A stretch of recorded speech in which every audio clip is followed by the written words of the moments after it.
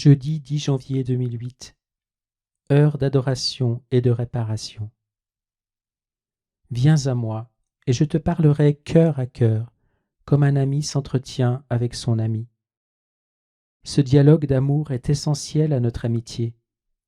Souviens-toi que je t'ai choisi pour être mon ami le plus cher, l'ami de mon cœur. Je veux partager avec toi tout ce que j'entends dans le sein de mon Père. Je veux te communiquer les désirs de mon cœur, mon dessein en vue de la purification et du renouveau du sacerdoce, et aussi les choses qui affligent mon cœur. Je te demande de me consoler en demeurant devant ma face. Je te demande de me consoler en restant à proximité de mon cœur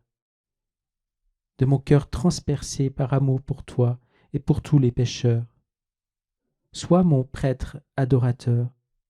Console-moi et répare pour tous ceux qui rejettent mon amour, tous ceux qui se moquent de mes blessures, de mon sang, de mon sacrifice. Bientôt je te donnerai du temps en ma présence eucharistique. Je veux que tu apprennes à rester devant mon visage eucharistique, silencieux, adorant, m'écoutant et m'aimant pour ceux qui ne m'adorent pas, ceux qui ne m'écoutent pas, ceux qui jamais ne manifestent leur amour pour moi de cette manière. Si seulement mes prêtres passaient un peu de temps devant mon visage eucharistique, je les guérirais, les purifierais, les sanctifierais, et les changerais en apôtres tout brûlants de la vive flamme qui consume mon cœur dans le Saint-Sacrement. Mais ils restent au loin, ils préfèrent tant de choses, se mettent en quête de vanité qui les laisse vides, amers et las. Ils oublient ma parole. Venez à moi, et je vous procurerai le repos. Mes prêtres seront renouvelés en sainteté et en pureté quand ils commenceront à me chercher dans le sacrement de mon amour. Le grand renouveau du sacerdoce dans mon Église débutera lorsque les prêtres comprendront que je veux qu'ils vivent en compagnie de ma Mère Immaculée. Quand ils se tourneront vers elle et la reconnaîtront en tant que médiatrice de toute grâce, je donnerai des signes merveilleux de ma faveur à leur égard. Les prêtres seront transformés, ils découvriront, comme pour la première fois, tous les pouvoirs qui leur ont été conférés au jour de leur ordination. Chez tant de mes prêtres, la pleine expression de mon sacerdoce est entravée et limitée.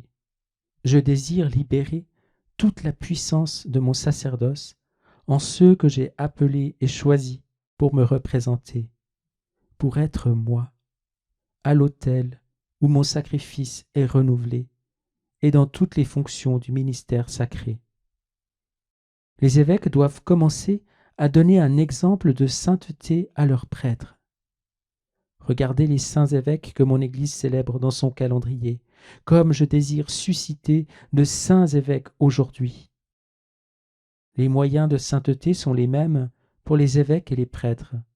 Qu'ils me cherchent dans le sacrement de mon amour, qu'ils apprennent à demeurer dans une adoration silencieuse devant mon visage eucharistique, qu'ils demandent à être consumés par la vive flamme d'amour qui brûle dans mon cœur eucharistique, et qu'ils se tournent vers ma Mère, la médiatrice de toute grâce, se confiant eux-mêmes et le troupeau que je leur ai confié à son aimante attention. Mes évêques doivent aussi donner l'exemple d'une dévotion personnelle au rosaire de ma Mère. Qu'ils prennent exemple à cet égard sur mon serviteur, le pape Jean-Paul II. Le désir de mon cœur est que chaque évêque vive dans l'intimité de ma Mère très pure et apprenne ce que veut dire appartenir entièrement à elle. Totus tuus. Quant à toi, fais ce que je te demande humblement et tranquillement. Obéis à ma parole, réponds à mes demandes. Relis les paroles que je t'adresse et je t'éclairerai encore sur ce qu'elles signifient pour toi et pour d'autres, spécialement pour ceux que tu portes dans ta prière. Ma Mère te donnera les instructions dont tu as besoin pour ordonner ta vie sagement et joyeusement. Elle rectifiera les choses qui ne sont pas comme elles devraient être et te montrera comment mettre à profit ton énergie ton temps et les talents que j'ai mis en toi. Prends-la comme ta mère et ton enseignante, n'hésitant pas à la consulter même pour les plus petites choses. Rien n'échappe à la bienveillante attention de son cœur. Fais-lui confiance dans les moindres détails de ta vie, et tu verras qu'elle est présente à tes côtés comme elle l'était pour saint Jean, et que rien de ce que tu vis ou souffres ou crains ne lui est étranger. Continue de prier l'Ave Maristella pour toi-même et pour les prêtres que je confie à ta prière. Ma mère se montrera une mère pour toi et pour ceux de ses fils prêtres qui accepteront la sollicitude et la tendresse inlassable de son cœur. Il me plaît beaucoup le temps que m'offre ton Père chaque jeudi à l'intention de mes prêtres. Sache que tu es le premier à bénéficier de sa prière humble et confiante. Je t'ai étroitement lié à un réseau d'âmes. Chacune a un rôle à jouer. Au paradis, tu verras ce que j'ai fait et avec qui je l'ai fait, et tu chanteras éternellement les louanges de ma miséricorde. Maintenant, je te bénis, toi et ceux que tu portes devant moi. Reçois ma bénédiction et mon baiser de paix.